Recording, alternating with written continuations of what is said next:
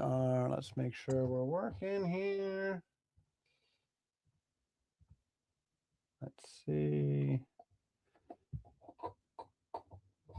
All right, we are live. All right, very good. We are live. Hello, everybody. We're back for another episode of Goddess Bible Study. We've got Lisa in the house and Nathan Wilson in the house. No Josh for this week, but we got our other two stalwarts here. So very good. Thank you guys for showing up. This is going to be a fun topic tonight, a little grisly, but fun.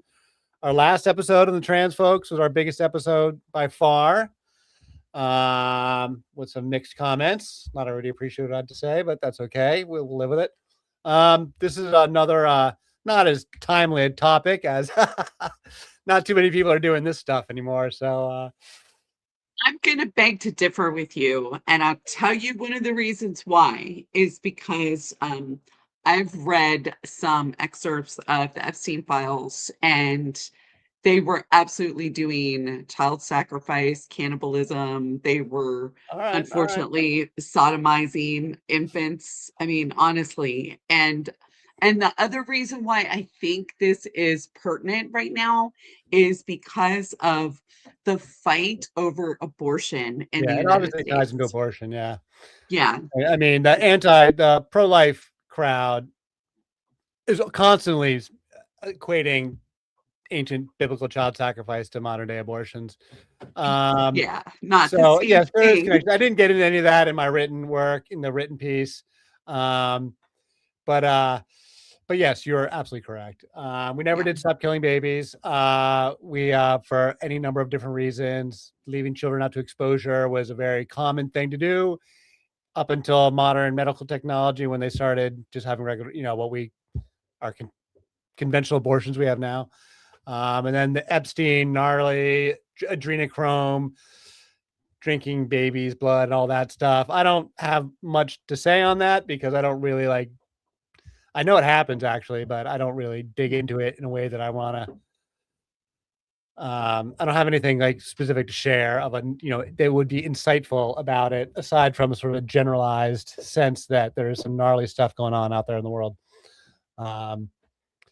But this stuff is gnarly enough in the ancient world. We got some pretty graphic descriptions from ancient Greek writers. So it's not just in the Bible; it was elsewhere. And this picture, another ChatGPT image, is actually fairly. As we get into the text, you'll see this is actually kind of how they describe it. There's this big. We'll get into it. Pretty wild stuff. So.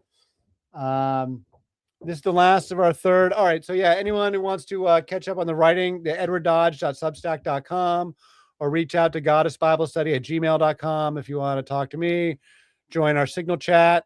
We have a nice little chat going there. We're always open, always trying to find more people, like-minded people, or if you want to just cuss me out, I'd rather you not, but there you go. So I don't know. We'll just get into any comments before I start from you guys. All right. Yeah, actually, I want to compliment you because I read the post, and I mean, like, it's fascinating, honestly, and it's well done. So I wanted to commend you on that.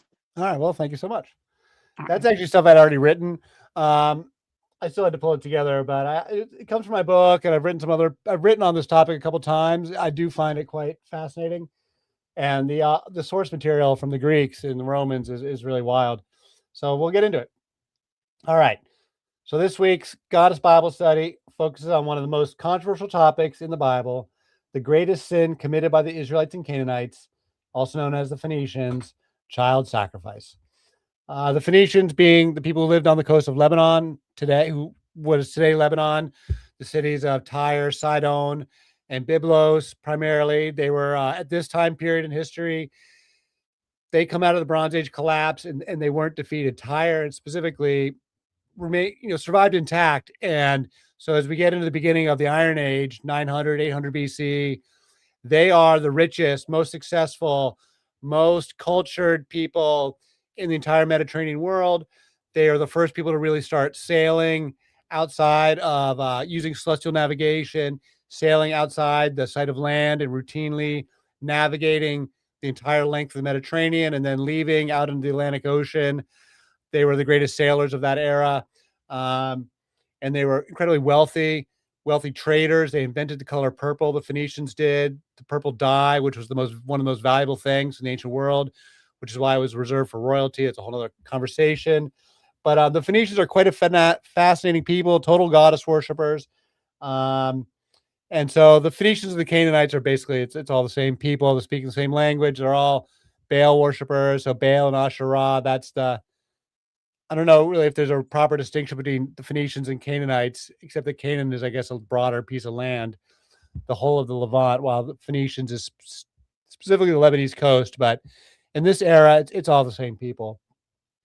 And the Israelites were Canaanites. So the Israelites were just a subset of Canaanites with their own political, religious views, and ultimately the Yahweh cult.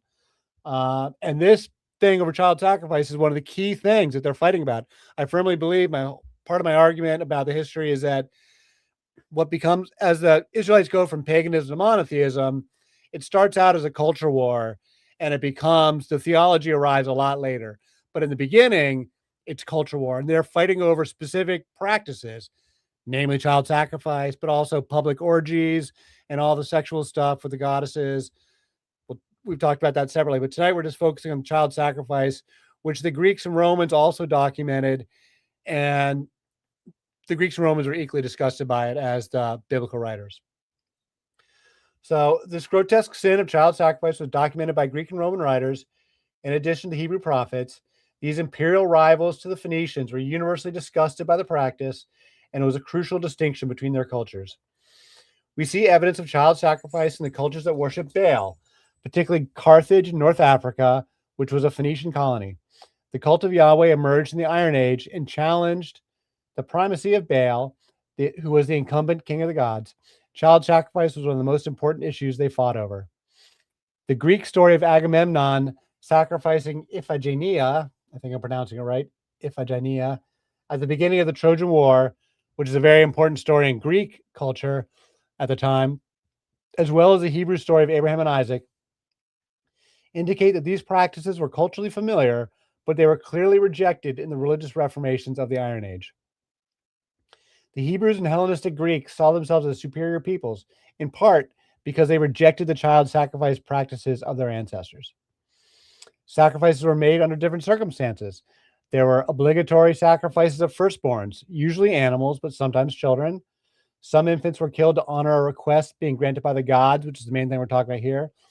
And in other cases, children, including royal children, could be sacrificed in times of danger and deprivation, such as a siege or famine, in hopes of saving the entire community, which we'll talk about that too.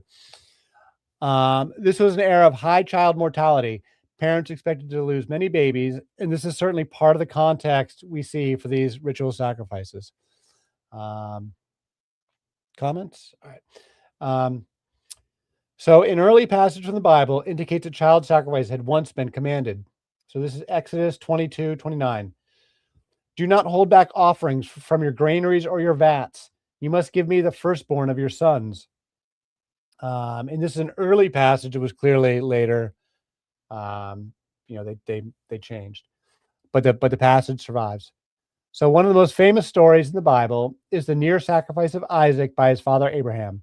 God, who is El at this stage of history, remember at Bethel, Jacob puts the title, builds the altar, and says El Eloi Israel. El is the God of Israel. So there's no ambiguity. That's from the Bible. That's actually printed in the English Bibles, El Eloi Israel. So there's no ambiguity here that El is the God of Israel. But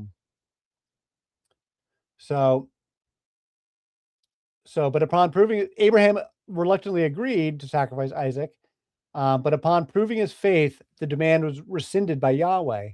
It is an interesting detail that the story begins with God demanding the sacrifice, while Yahweh steps in at the end to provide the deliverance. This indicates both the distinction between God, El, and Yahweh, who are two separate gods, and also the opposition to sacrifice by the Yahweh cult.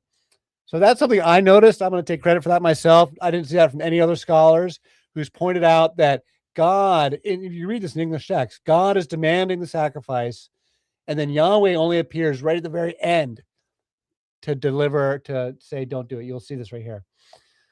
So many scholars believe The original story featured the death of Isaac and that it was later modified by Yahweh. The sacrifice of Iphigenia is similarly told in contradictory stories. In some cases, the girl dies, and in others, she is saved by the goddess Artemis and replaced with a substitute. So now here's the Bible story. This is from Genesis 22, verses 9 through 12. When they reached the place God had told him about, Abraham built an altar there and arranged the wood on it. He bound his son Isaac and laid him on the altar on top of the wood. Then he reached out his hand and took the knife to slay his son. But the angel of Yahweh called out to him from heaven, Abraham, Abraham. So see what it says there? God demanded it, but then the angel of Yahweh called out to stop it. Here I am, he replied. Do not lay a hand on the boy, he said. Do not do anything to him. Now that I know you fear God, because you have not withheld from me your son, your only son. So, any comments? I have something I can mention as well regarding the Isaac story with Abraham's sacrifice, as Isaac doesn't appear to go down the mountain, which does lead to the speculation of a lot of scholars saying that the original story was Isaac being sacrificed. Something else I want to mention quickly is the Book of Jubilees, which I personally believe is copied from older Dead Sea Scrolls, changed to fit the Ethiopian stories. We have a figure, Mastema, who's involved in this story, and he's the reason that Abraham is meant to sacrifice in order to basically tempt him, but instead this Mastema figure is disgraced instead. And Abraham is returned to his glory, basically. It's a different sort of story, but there's Jubilees in the Dead Sea Scrolls too, but it's only fragments, so we don't really know what's going on. It's possible they had a Belial figure that was involved because they were big on an adversary against God involved in these sort of stories. Similar to Job, I would say that their story would have been. But I found that as a little interesting remark I could have made on there. So they used the Hebrew name of Isaac in their story too. But it's a test conducted by the plans of an evil, fallen princely angel, basically, who fails and basically gets humiliated in the end of the story. Huh. I'm not familiar with that one. But yeah, the detail about Isaac not coming down the mountain, and there's other little subtle details in Isaac's biography that sort of indicate, I couldn't speak to the details right here, but there's other little subtle details in the way the Isaac's biography is written that lead scholars to believe that the story was written separately and stitched together like so many of the parts of the Torah are stitched together. So several biblical kings are recorded to have sacrificed their children in these rituals. In one instance, Canaanite child sacrifice apparently worked to defend against an assault by the Israelites. Fortunately, we now understand that these sacrifices were a futile and useless superstition that our ancestors were correct to abandon. The battle featured in the following verse is a real historical incident. The Moabite victory was commemorated on the Mesha stele from 840 BC, which happens to be the first appearance of Yahweh in the historical record. Mesha, the king of Moab, in an act of desperation, sacrificed his firstborn son, the crown prince, to appeal to the gods to save the city from imminent defeat and destruction. According to the Bible, the sacrifice worked and victory was snatched from the jaws of defeat. So this is 2 Kings 3, 26 and 27, talking about a real historical event. When the king of Moab saw the battle had gone against him, he took with him 700 swordsmen to break through to the king of Edom. Edom and Israel were allied in this fight against Moab. They tried to break through to the king of Edom, but they failed. Then he took his firstborn son, who was to succeed him as king, and offered him as a sacrifice on the city wall. The fury against Israel was great. They withdrew and returned to their own land.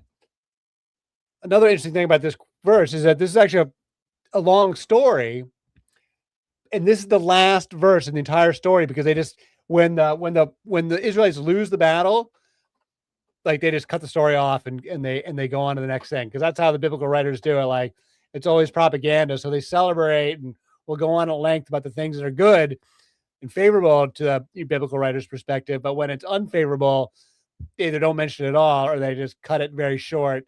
Like here, where they lost this battle, they cut the whole story short after having this elaborate lead up, when they were initiating the attack. So according to the Hebrew Bible, several kings, primarily in Judah, engaged in the ritual of child sacrifice. There are suggestions that other kings also permitted or participated in the practice. So this is Ahaz, who was king of Judah from 735 to 715 BC. So this is when Israel and Judah were two separate countries. So Judah is where Jerusalem is, and where the Yahwehs are come out of Judah, and Jerusalem's in Judah. So that's the Jews from Judah.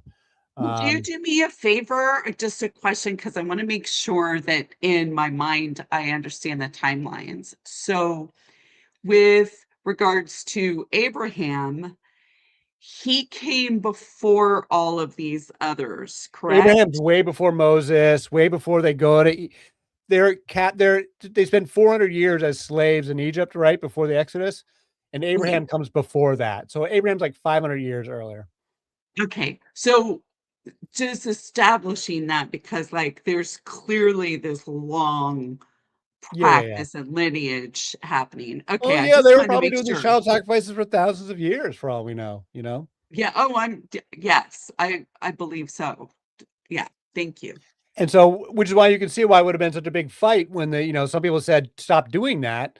That's, this is barbaric and we shouldn't do it. And other people would be like, people defending the practice would say, we've been doing this for For centuries, eons, for right. eons. Yeah, absolutely, absolutely. So this is 2 Kings 16 verses 2 through 4. Ahaz was 20 years old when he became king, and he reigned in Jerusalem 16 years. Unlike David, his father, that's not King David, it's a different David. He did not do what was right in the eyes of Yahweh, his God. He followed the ways of the kings of Israel and even sacrificed his son in the fire, engaging in the detestable practice of the nations Yahweh had driven out before the Israelites. He offered sacrifices and burned incense at the high places, on the hilltops, under every spreading tree. So that, the sacrifice, incense on the high places and hilltops, that's all the kind of pagan stuff that the Yahwehs will seek to overthrow and centralize all of the practices at the centralized temple in Jerusalem, because for all of history, people had always just built their own altars out in the woods or wherever up on the hilltops. Hilltops generally, because that gets you closer to the divine realm. And then Manasseh, king of Judah, 687 to 643 BC. Manasseh is a very interesting character. The biblical writers absolutely despise Manasseh. He is considered not as bad as Jezebel and Ahab, but he's right up there he's like on the Mount Rushmore of bad kings. The thing about Manasseh historically is that he was actually a very prosperous king. Not only did he have the longest reign of any king, it's like 45 years or 55 years, it says, but Judah was really prosperous. And so we have records from Assyria, because they were Assyrian vassals at this point in history. We have records from Assyria talking about how Manasseh was a good and faithful vassal, and they had good trade relations with Judah, and Judah was quite wealthy in this period of time. And he also comes between the two big reformer kings. So Hezekiah is his father, was the first of the reformers, and then Josiah comes later on, and Manasseh splits between them. So Manasseh was 12 years old when he became king, and he reigned in Jerusalem 55 years. 12 years old at king. His mother's name was Hephzibah. He did evil in the eyes of Yahweh, following the detestable practices of the nations Yahweh had driven out before the Israelites. He rebuilt the high places his father Hezekiah destroyed. So Hezekiah was a reformer. He also erected altars to Baal and made an Asherah pole, as Ahab, king of Israel, had done. He bowed down to all the starry hosts. So that's when, all the pagan gods are associated with the stars and planets. That's what they mean by the starry hosts. And he worshiped them. He built altars in the temple of Yahweh, of which Yahweh had said, in Jerusalem I will put my name. In the two courts of the temple of Yahweh, he built altars to all the starry hosts. He sacrificed his own son in the fire, practiced divination, sought omens, and consulted mediums and spiritists. He did much evil in the eyes of Yahweh, arousing his anger. He took the carved Asherah pole he made and put it in the temple. So practiced divination, sought omens, consulted mediums and spiritists. Yeah, they wouldn't have liked you too much there either, Lisa.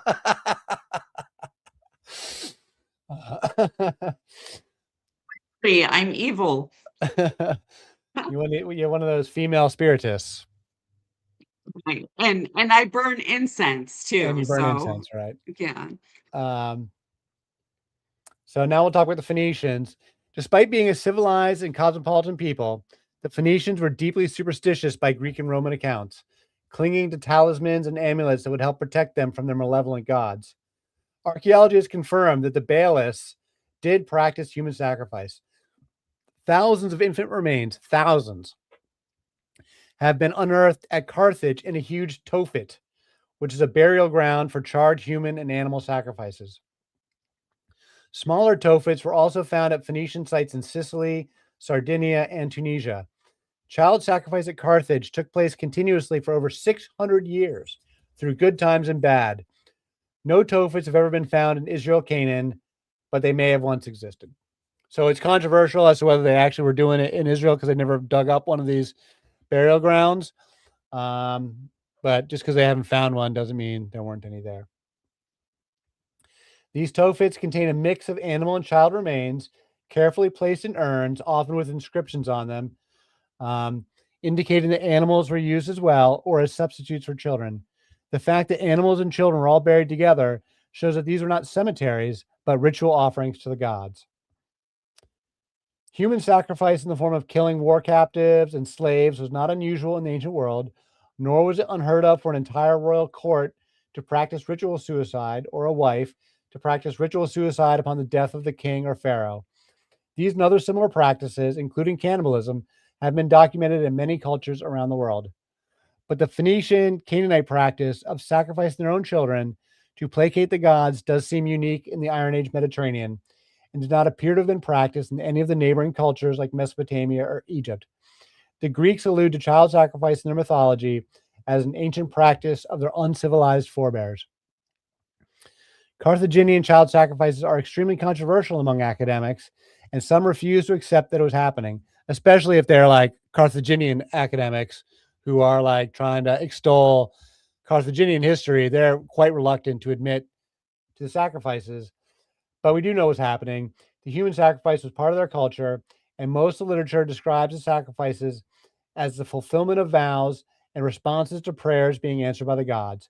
Apparently, people would offer a child if the gods delivered their prayer requests. The method of sacrifice was dramatic. A bronze statue of a god with arms outstretched was stoked with a hot fire. The babies and animals were placed in God's arms and immediately consumed by the flames. Greek historian Cleitarchus, who wrote a biography of Alexander the Great, also wrote about child sacrifice. So this is the picture we had at the beginning. I'll go back to it here. This is what he's going to describe as something along the lines of this photograph. Not precisely, but pretty much like with this photo. This is kind of a famous image, from Bible texts. But it's quite similar to this.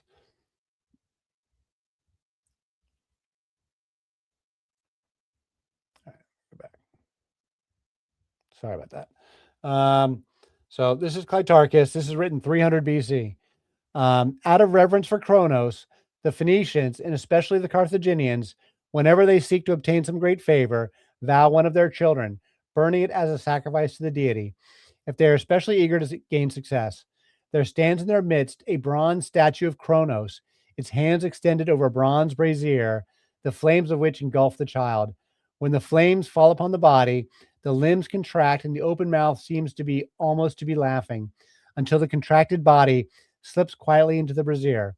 Thus it is said that the grin is known as sardonic laughter, since they die laughing. I think we should think about that. It's really quite grisly, and elaborate. They really put effort into this. Somebody had to build that big statue, and a lot of people used it.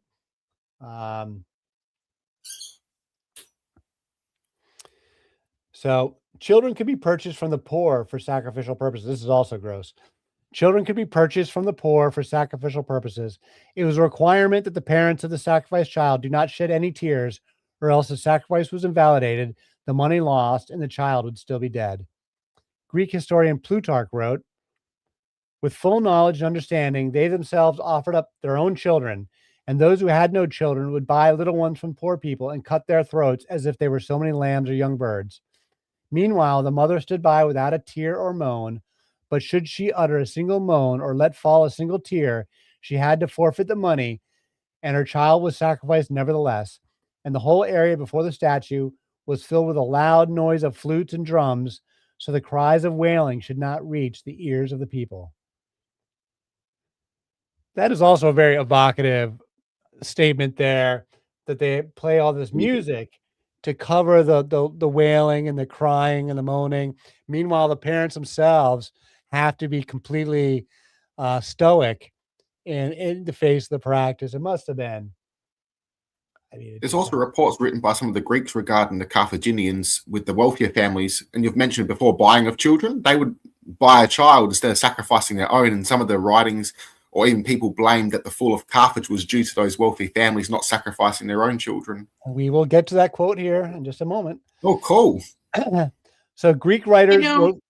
Go ahead. Oh, well, I was also going to say, but it sort of makes sense too, right? If people are very poor and, there wasn't like, necessarily like the greatest birth control. And so, they're having all these kids and they can't even, feed everybody. It stands to reason that they might actually be kind of okay though with Yeah, letting a child go in this manner. They right. need the money, right? I mean, And people it's like, still sell their children to this day.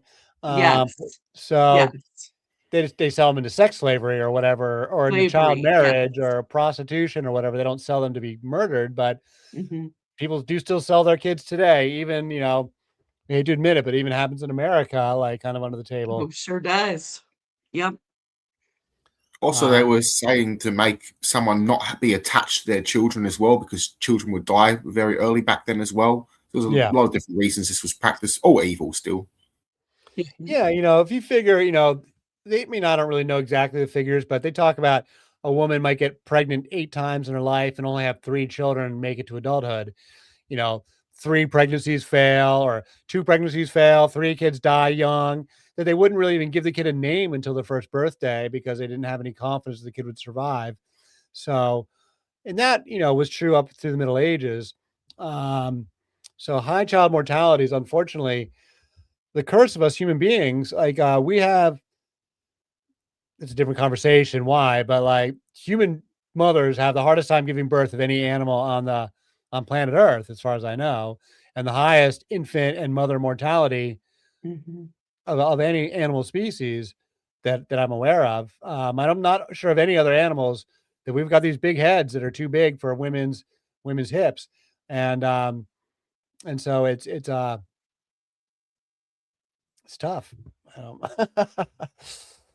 um, So Greek writers wrote for Greek audiences, and they routinely used the familiar names of Greek gods when describing foreign gods, which leads to some confusion among later scholars who must take care to recognize which gods are being described. In the context of human sacrifice, the Greeks consistently described them as sacrifices to Kronos, the cruel king of the Titans, the older generation of gods who ate his own children and was displaced by his son Zeus. The Greeks clearly associate Kronos with El, the god of Israel. So El is Kronos, um, and um, and yeah, in Greek mythology, Kronos eats his babies, and so you can see that this stuff is cross cultural and has some ancientness to it. And so there's a story here: El's sacrifice of his son Iud. I don't know how to pronounce that. Very little Phoenician writing or mythology has survived, which is unfortunate because the Phoenicians invented the alphabet that we use, the phonetic alphabet that the Hebrews and Greeks copied. But apparently all their writing was on like animal skins and stuff, and just none of it survived. So there's like, and plus the Greeks and the Hebrews hated them, so they had no like real motivation to save, Carthaginian texts. I mean, the Romans burned down Carthage ultimately. Um, Alexander the Great destroyed Tyre. So these were like rivals to the cultures that survived. And so nobody was interested in saving their writings. Um, but bits from the legendary Phoenician writer, Sank, I don't know how to pronounce it, Sanku Neothon, were preserved by Philo of Byblos being Phoenician, and recorded later by the Christian bishop Eusebius in his polemics against the hated pagans. So this is a story that comes from comes to us from the Christians who are very critical of the story he's telling. And so one of the Phoenician myths features El sacrificing his infant son Iud in a story reminiscent of Abraham and Isaac. The story again demonstrates that the Greeks correlated El with Kronos. It was a custom among the ancients. So this is from Eusebius, who's very famous early church father. It was a custom among the ancients in times of great calamity, in order to prevent the ruin of all, for the rulers of the city or nation to sacrifice to the avenging deities the most beloved of their children as the price of redemption. And those who were thus given up were sacrificed with mystic rites. Kronos, then, whom the Phoenicians call El, who was king of the country and subsequently, after his decease, was deified as the star Saturn, had by a nymph of the country named Anobret, an only begotten son, whom they on this account called Iud. And when very great dangers from the war had beset the country, he arrayed his son in royal apparel, and prepared an altar and sacrificed him. So child sacrifices were made by the wealthy and the elite, including the royalty. The practice fell into disrepute and corruption when the rich were allowed to purchase the children of the poor as substitutes for their own children. Carthage came under siege in 308 BCE by the king of Syracuse, leading to a political crisis and mass sacrifices. So this is from Diodorus Siculus, who's a Greek writer. Therefore, the Carthaginians, and this is the story you were mentioning, Nathan. Therefore, the Carthaginians, believing that the misfortune had come to them from the gods, betook themselves to every manner of supplication of the divine powers. They also alleged that Kronos had turned against them, inasmuch as in former times they had been accustomed to sacrifice to this god the noblest of their sons. But more recently, secretly buying and nurturing children, that they had sent these to the sacrifice. And when an investigation was made, some of those who'd been sacrificed were discovered to have been supposititious replacements. Anyway, I don't know how to say that word. When they had given the thought to these things and saw their enemy encamped before their walls, they were filled with superstitious dread, for they believed that they had neglected the honors of the gods that had been established by their fathers. In their zeal to make amends for their omission, they selected 200 of the noblest children and sacrificed them publicly. And others who were under suspicion sacrificed themselves voluntarily, in number not less than 300. There was in their city a bronze image of Kronos, extending its hands, palm up, and sloping toward the ground. So each of the children, when placed thereon, rolled down and fell into a sort of a gaping pit filled with fire. So, yeah, gnarly stuff. And that's the story that Nathan was mentioning, that, that they had, this was especially widespread in Carthage, which the archaeology confirms, that it was definitely done in response to, sometimes there's asking for favors, but they definitely do it. They kick it into high gear when there's like the enemy is outside the walls and getting ready to slay the entire city. And that speaks to that earlier story from the king of Moab. In that context, it kind of makes sense that if sacrificing the crown prince will save the entire city, I mean, there's a logic to it. And in that one story, it apparently worked. So, you're better off sacrificing one child than, losing the entire city, but still, pretty wild. And it's happened in other cultures too, regarding that with royalty. So it was like the ultimate sacrifice. It was almost like you were sacrificing a divine child, as a lot of times the king was seen as divine.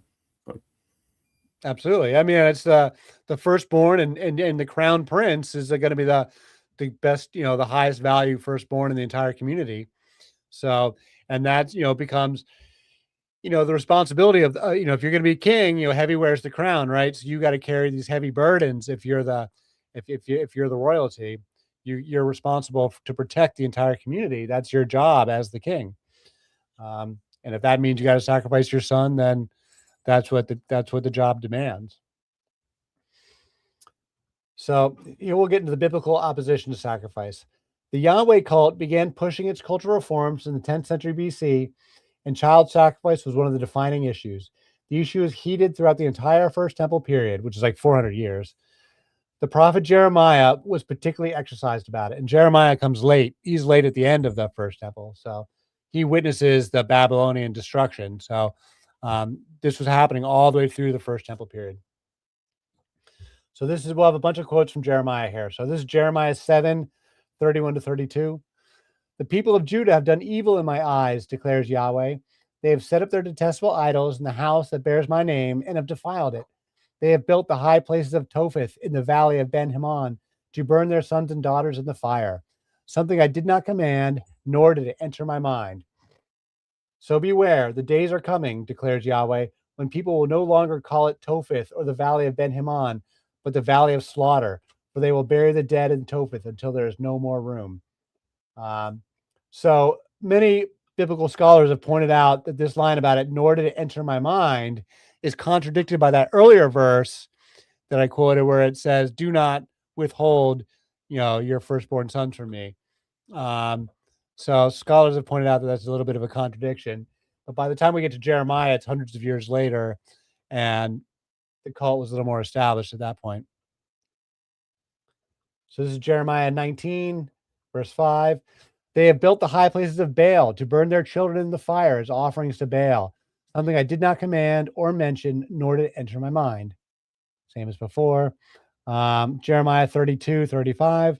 They built high places for Baal in the valley of Ben Hinnom to sacrifice their sons and daughters to Moloch, though I never commanded, nor did it enter my mind, that they should do such a detestable thing and make so Judah sin. So now there's a couple laws. Here's the laws from Leviticus 18:21. Do not give any of your children to be sacrificed to Moloch, for you must not profane the name of your God. I am Yahweh. And then Deuteronomy 18:9-11. When you enter the land Yahweh your God is giving you, do not learn to imitate the detestable ways of the nations there.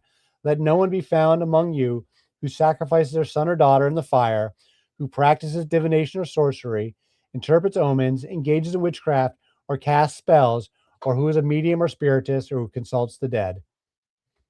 And then let me tell you this one. So in the Bible, so Moloch or Mulk, this practice is usually described as sacrifices to the god Moloch or as passing children through fire. So now Moloch has lived all the way through history as, it's a figure of speech. Sacrificing your children to Moloch is like one of the most evil things you can do. It's used as a character, like in The Watchmen has a character named Moloch who's a bad guy. And, it's a very evocative, it's a very famous name, commonly used in Christian biblical circles to talk about sort of the essence of evil. And one of the most evil things you can do is anything related to Moloch. But modern academics, modern scholars are saying that it is possible that Moloch is actually a mistranslation and does not refer to a god at all, but is simply a name for this particular type of sacrifice. Biblical Hebrew was written with no vowels, leading to many possible translations of the same words. Now, this is a common problem in biblical translations. There's no vowels in the earliest text. So, a lot of words can be translated all over the place. And that's something that people continue to wrestle with. Modern translators continue to wrestle with this into the modern day. So one data point, one reason is that there's no evidence in the archaeological record of a god named Moloch anywhere. He only appears in the Bible. So this is the thing that prior to modern archaeology in the last 150 years, nobody had any thought to question the translation as a god Moloch. But it's only now with the modern work that they can't corroborate Moloch being anywhere. So now they think that the Hebrew word is MLK without vowels, traditionally seen as deity Moloch, but now they believe the proper translation is Mulk, M-U-L-K, because that's the name that they used for the sacrifices in Carthage. If the sacrifices were not made to Moloch, that strengthens the argument that the sacrifices were made to El. So I was mentioning that in Carthage, they would have inscriptions on those urns, and that's where they picked up this Mulk thing, because they were able to translate it from the Carthaginian writings that it was not about a god Moloch. It was just a name for this particular practice. It's a Mulk. It's called a Mulk sacrifice, and that's when you sacrifice your baby. Also used as a slur as well, like a way of insulting whatever god practiced that right. So that could be referring to the bow of child sacrifice, or even an ell of child sacrifice, as well. So because there were different aspects of that same god worship from tribe to tribe, some ell worshippers rejected sacrifice, and I think some bow worshippers too. I think it's a bit of a melting pot of mixed beliefs there that they're definitely fighting over. Yeah, for sure. And you can see why they'd fight over it, especially as people get a little more, as culture goes on and history goes on, and you have enough evidence over generations that the sacrifice didn't actually work. You have to have evidence that, just from experimentation, that whether people are actually getting the thing that they are asking for when they sacrifice their baby. If they sacrifice their baby but didn't get the thing that they're asking for, that would leave, people would remember that, and over time, uh, you know, people would question why we're doing this in the first place. So this is the last quote I've got here. So this is about the passing through fire. So the other thing is they talk about passing through fire. 12th century Jewish philosopher Maimonides, who's very famous Jewish philosopher from the 1100s, he described a pagan custom of passing infants through fire or a candle that did not involve sacrifice, but was reminiscent of the mystery religions and the various myths where the goddesses Isis or Demeter put an infant in a fire to grant them immortality. So this is from Maimonides, his Guide for the Perplexed. Know that traces of this practice have survived even to the present day, because it was widespread in the world. You can see how midwives take a young child wrapped in its swaddling clothes, and after having placed incense of a disagreeable smell on the fire, swing the child in the smoke over that fire. This is certainly a kind of passing the children through fire, and we must not do it. I believe all of This us is something today that really can be thankful that child sacrifice long ago abandoned. this is something I can actually really speak to. And yeah, the smoke cleansing, the using fire or flame, um, is still practiced very widely. And we are essentially celebrating Beltane at this time of year, the cross quarter day between the spring equinox and the summer solstice. And it's about fertility, but it's also about, like, you know the cold time is done and over, and the bell fire, or the Beltane fire, um it was often practiced that they would have like two fires, and they would have their cattle go between them as sort of a cleansing, and in part to like get whatever sort of maybe like parasites and that sort of thing might be on them. Sure. There's also the jumping over the fire, which is like purification and that sort of thing.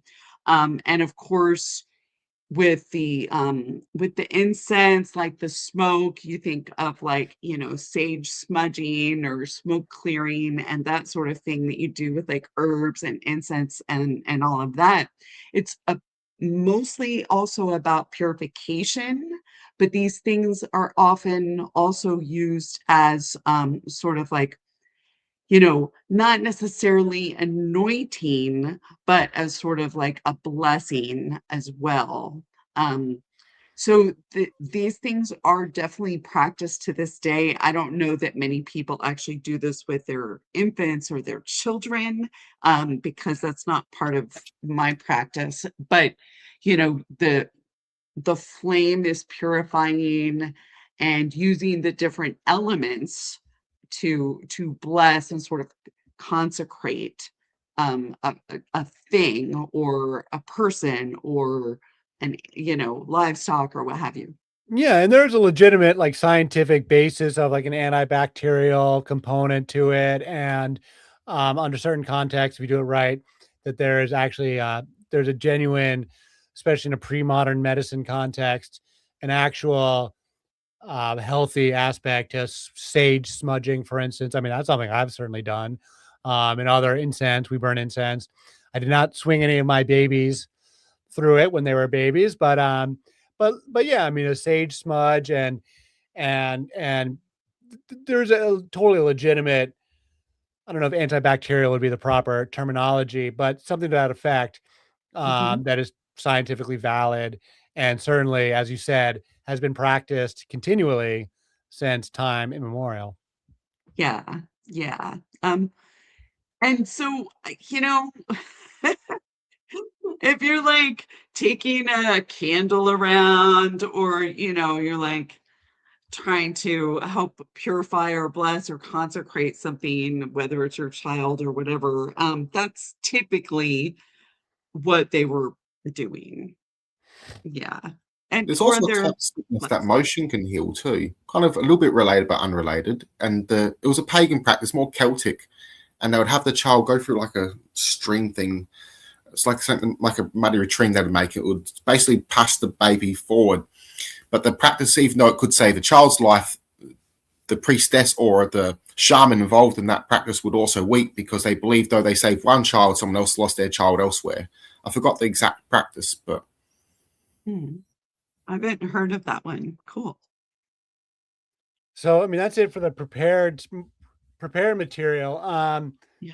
It's very evocative stuff. And back to your original comments when we started, Lisa, about the parallels to the present day in terms of both abortions that are obviously secular and not ritualized, um, and then some of the the black magic kind of stuff that people are alleging the Epstein class may or may not participate in. I don't have any details there except I hear these rumors, and I give a certain stock to at least some of these rumors.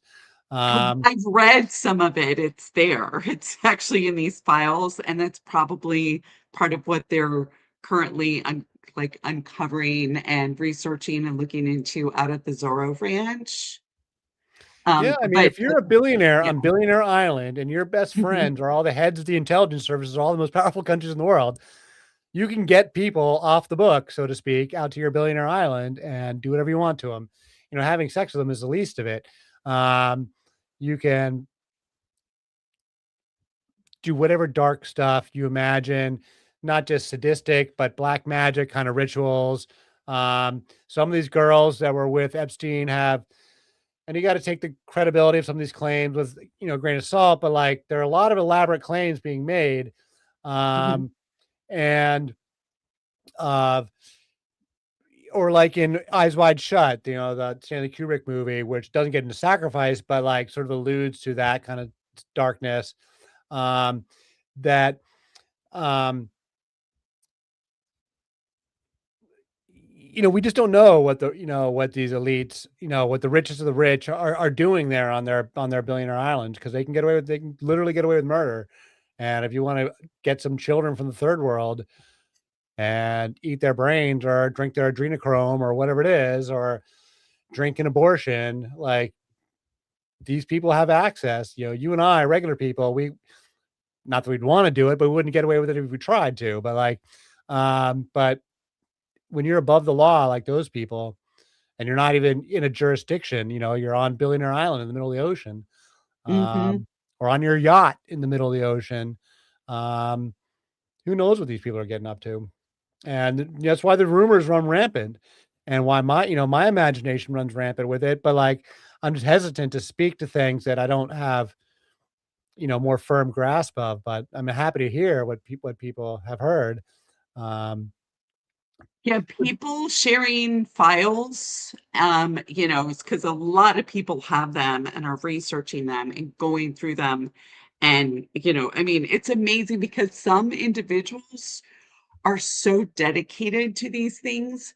And, and I unfortunately was like trying to swipe through and read some of the documents that people were posting, and I chose the wrong time or maybe the right time, given the topic. And I mean, I literally felt sick right. for days. And the things that I read and the quotes and the callousness of what they were doing, and they also know that they were also trying to maybe do, it sounded like baby farming, like Epstein was interested in kind of creating these like certain types of like people, sort of, genetic engineering and Yeah, yeah, stuff like yeah. I did hear that. about that. Yep.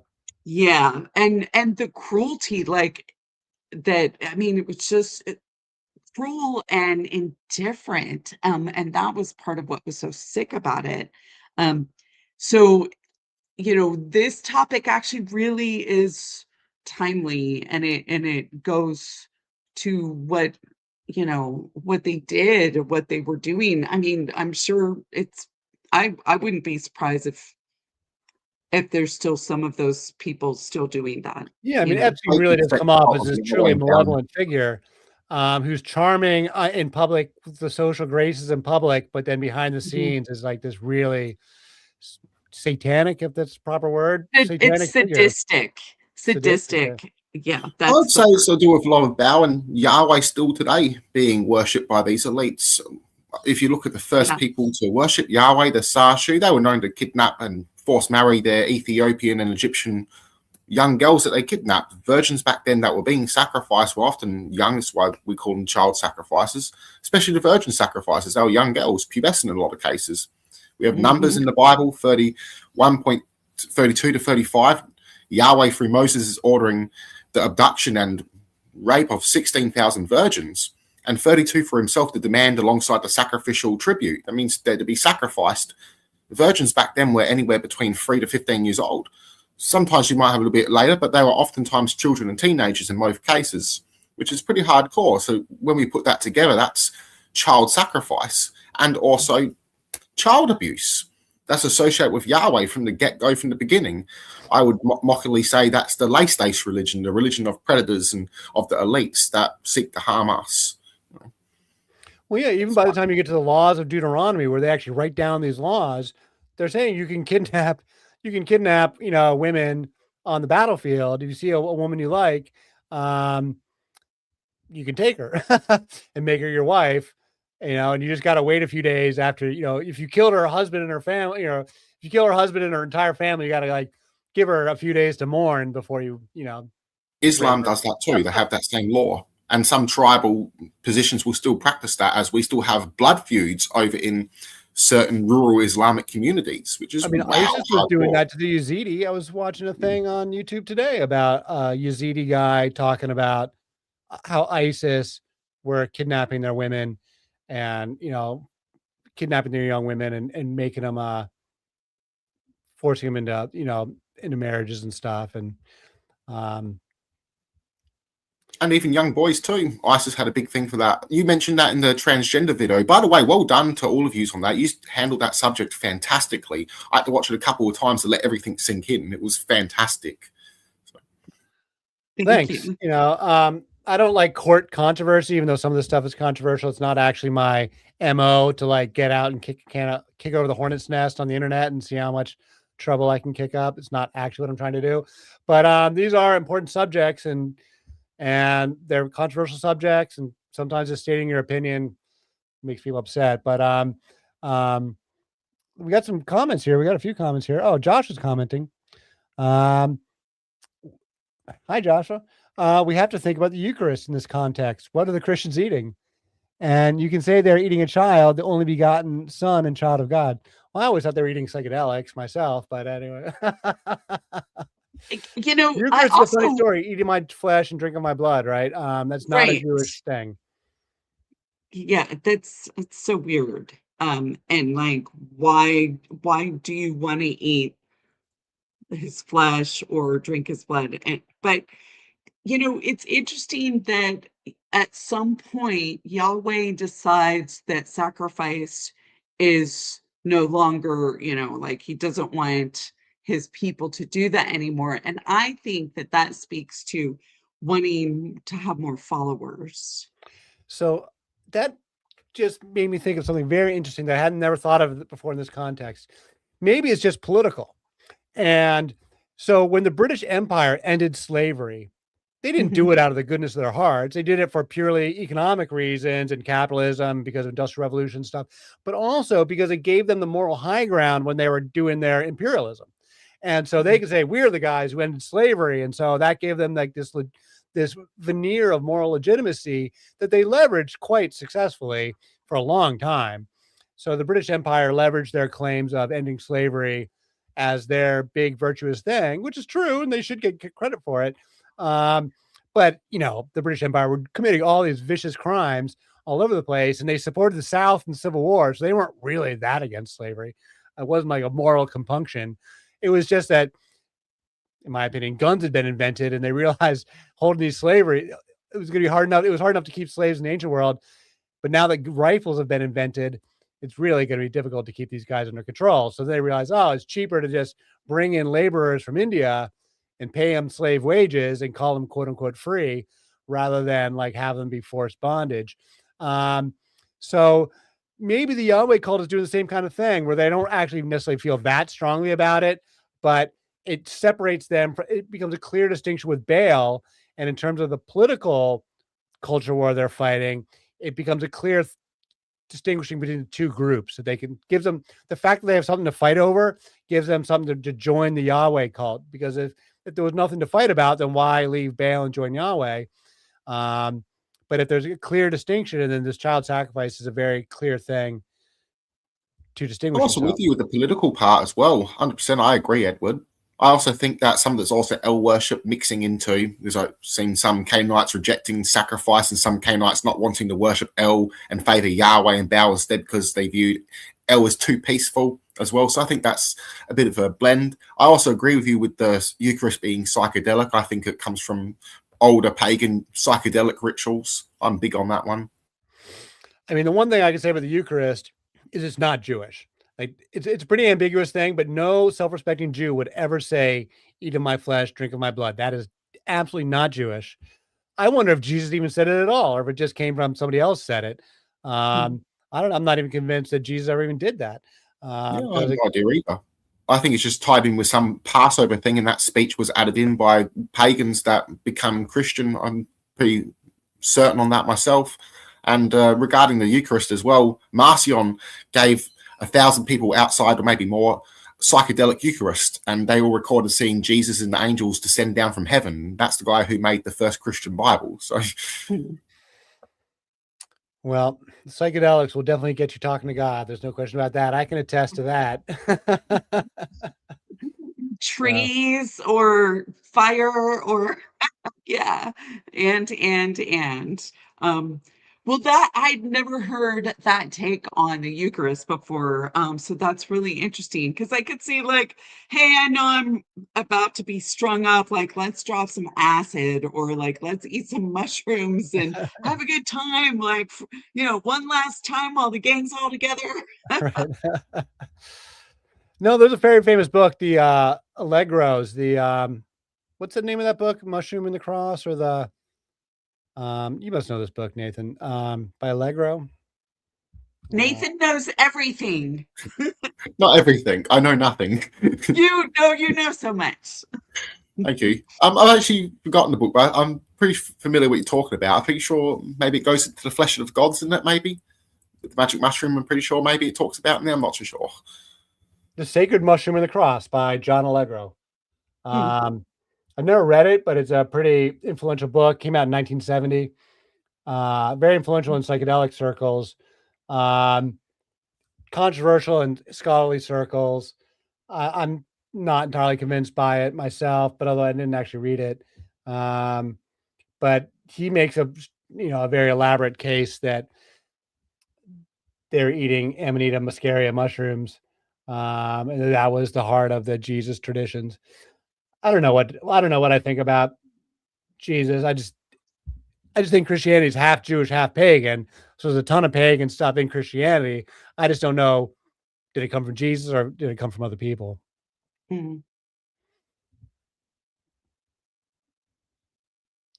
Interesting. I think too, if we're going to talk about the current context as it applies to the conversation about child sacrifice, back in the day when children were being sacrificed, like we talked about all of the conditions under which this would take place, and childhood and infant mortality, and mother birth mortality. Like that was very rampant. And we talked about not being able to afford them, and also like not getting attached and everything. But in this day and age, that whole argument over, abortion, and now, of course, they're trying to get rid of the abortion pill to make it harder on women, and more painful on women, and more expensive to receive an abortion. Um, it's not the same thing at all. It's not child sacrifice. It's not a child. The children and babies and infants, like, that's very different than somebody who's, 8 weeks along and it's like, I can't do this for whatever the reason, right? And I just think it's, it burns me. I'm so glad I'm in menopause, because if I had been younger when all this was happening, like that, it's devastating to people, and not just the women who are, you know, having pregnancies that they maybe can't afford or handle, or their health, or, whatever the circumstances. It's devastating. And then the people who are telling them, you have to have this child, or you're going to end up, like, we're going to imprison you, or, press charges if you go across state lines to get an abortion, like whatever that is. Like, they those people that are telling them that they have to have a child are not willing to offer them, money for childcare or Right. I other know. They box it resources. off. Right? It's such bullshit. It's complete bullshit. And now they're trying to take away public education, right? That's becoming horrible. And so what are these same kinds of families supposed to do if they can't even, like, afford to educate their children, that they've been forced to have? And then we're not going to go into rape and sexual assault, but that's or incest, like that's all part of it too. So who the Christians that are, really making those arguments, those, real hardline conservative types, they that's hypocrisy right there. It's due to the Catholic Church as well, with one of their texts, because it's not in the Bible about abortion. They've got against child sacrifice, but abortion claim is from a Catholic work, an apologetic work, which was written well after the Bible, which is quite ironic that Protestants are the biggest ones to take on this stance with anti-abortion, yet they're meant to be anti-Catholic. So they're taking on the Catholic text, not their own text. So it's quite ironic when you look at that. I think certain cases, women should be able to 100%, will always should be able to choose as well. It's her pain, it's her life at risk as well. People forget about that. People can die from childbirth, especially back then, especially now.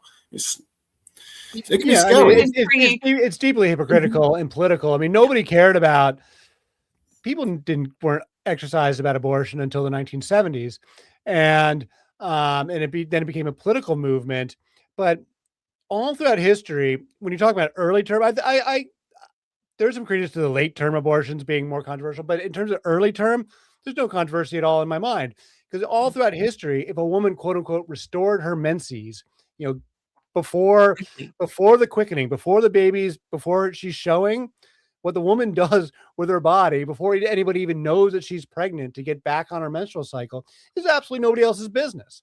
Like, nobody else even knows if a girl is missing her period except for her. And if she does take some medication to get back on her menstrual cycle, that's literally nobody else's business. And it all speaks to just like male ownership of women's bodies, that the sperm is more sacred than the womb, or the Garden of Eden story where they say we're gonna make your child birth painful, as if like that's a punishment of Eve. And it's just it's all about taking away women's autonomy, taking away the fact that under matriarchies, the babies belong to the mothers, but under patriarchy, the babies belong to the fathers. And so the mother is basically this anonymous womb for the father's child. And so the men have all this say over the women's bodies. And yeah, it's unconscionable. I'm totally pro-choice. Abortion And was also a way of protecting women in the ancient past too. If they were raped or whatever or abused, because it did happen back then, there was a way of protecting the woman to not cause shame, and not just that, to not risk her life giving birth to that child as well. People also left children behind that were unwanted, even when sacrifice was banned, and that's still a form of sacrifice, leaving it out in the open. But yeah, yeah, I I mean, agree. well, that Controlling speaks women. to another issue, which is that Mhm. when you prior to modern medicine, an abortion in the ancient, of like a full term baby would be very dangerous. Just Mhm. by any standards, they didn't have the medical technology. It would actually be safer to give birth at that point, and then if you don't Yeah. want the child, if you can't give it away to somebody, you leave it out to exposure. Yes. It's not nice, but like people were doing it all along. People were doing it right in the 20th century, out in rural areas where nobody knew. If you're out on a farm or a ranch, people in town may have known you were pregnant, but like, oh, we lost the baby. It's nobody Dignity else's paid. business, right? Nobody Absolutely. knows. Absolutely. Well, Just and the I'll legal tell you side. what, there's a and I'm sorry, I won't remember the name of this documentary because, when you watch a lot of documentaries about similar topics, they all run together. So I watched a documentary, probably a couple of years ago, where with regards to the whole conversation about abortion and the time frame within which it became like the big topic for the conservatives was so tied into um, the race topic. And so since race became like, they couldn't continue to espouse the racism and be aligned with the KKK officially and all those things, what they did was to pivot over towards abortion so that they had like another sort of like thing to A rally different around. culture war issue to fight about. Yeah, A yeah, substitute, a suppository, yeah. or maybe that's not suppository. That's not the right use of the word, but yeah, a replacement issue. Substitute. Yeah, like after the Civil Yeah, Rights Act, they needed something else to fight about, right? So, yeah. but yeah, I mean, the whole abortion issue is nobody talked about it prior to the 1970s. It was just totally Right. private family matter. It was absolutely nobody else's business, and which is what it should still be today. Um, and we got to give women control over their own bodies. Um, Hmm. no, I do Well, got to and say on this topic, I think a mhm, late term, you should go ahead and give birth and like give it away to somebody else if you don't want to raise the yeah. baby. But I'm not on board with like a fully, day before the due date abortion. But aside from that, I mean, I'm generally pro-choice, and or like completely pro-choice. Um, with like late term and like, health issues, like the mother's gonna die, like those kinds of Health is things that another variable. yeah, that's really tricky. That's really tricky. But Yeah, and if you've got a diagnosis of your child's going to have, any number of different cerebral palsy to say, or any other number of other issues, of yeah. course. I mean, I would advocate for an abortion if my wife was going to have now other people have totally different emotional reactions to that. Other people have my reaction to, if I knew that my wife's child was going to be severely handicapped, I would definitely advocate for an abortion because I don't have the wherewithal or emotional wherewithal to want to go down that path. But other people are different, and other people would totally embrace having the handicapped child. I've known people who intentionally went through with having, or even adopted handicapped children that weren't theirs. Um, so Amazing. That's amazing. But like also when you think about sort of like even in nature or whatever, only the strong survive. A lot of animal mothers in nature, if one of their, they kill offspring the runts. formed or has issues, and in back in the biblical times, if like it would be completely devastating and such a burden if you were to have a child that had intense issues or deformities, and you would also be sort of shunned, and the child would be So shunned. I want to differ there with you. What's actually quite remarkable is especially in the in the Ice Age and the Paleolithic, Mhm. they have found lots of burials of handicapped babies. And apparently, if the babies survived, deformed, what have you, they would celebrate them in the goddess temples, and they would go live in the goddess temple, and and these children would be raised, and they have found burials of totally deformed children that were given the highest honors and buried with gold and jewels and stuff. So Mhm. it's not that everybody got rid of them. In some cultures, they did take care of these kids if they survived, right? They got to survive, As but well, or blessed. So yeah, you're right, Edward, as well. It was mostly in the Judean customs where they wouldn't be allowed into the temple or perform certain rites. But other than that, yeah, they were well looked after in other cultures. I believe the Native Americans too, I believe as well. They would honor a lot of their children that were deformed as well. I've forgotten about which other cultures, but I know that you're right there. Also, well done, Lisa, by the way, for mentioning the race bit as well. That's fantastic. yeah. Good addition. Yeah, the Bible is very explicit about Worth no noting. deformities, but other Yeah. cultures are not that way. Mm. Okay, well, right on. Part of it too, I think maybe because I love watching historical fiction. That's like my favorite genre. And so often it's like, in like say medieval Europe or Your mic is whatever. breaking up. Oh, no, it's better. Okay. If like in historical fiction that I see, and you see it so often, it's like in medieval Europe, like if you had a deformed child or something, like that was, that was awful, Right. and society wouldn't, accept that, and all those kinds of things too. Definitely in the Abrahamic faiths, they're not big on their deformed children, but these more indigenous cultures and stuff, I'm sure there's They quite a also didn't variety like all mixing around. with Gentiles or pagans. It was somewhat acceptable, but they didn't like it with the other roles, would vice versa sexually. So it was a right for, say, a male to take on a female pagan in a sense and try to convert her as well, but it wasn't okay for the female to marry a pagan male, basically. So in their culture wise, they were kind of big on that. They didn't like mixing with other cultures really. They did do it. It's just they didn't like doing it with another religion. It was like a taboo for them. So, should we bring back ritual abortions?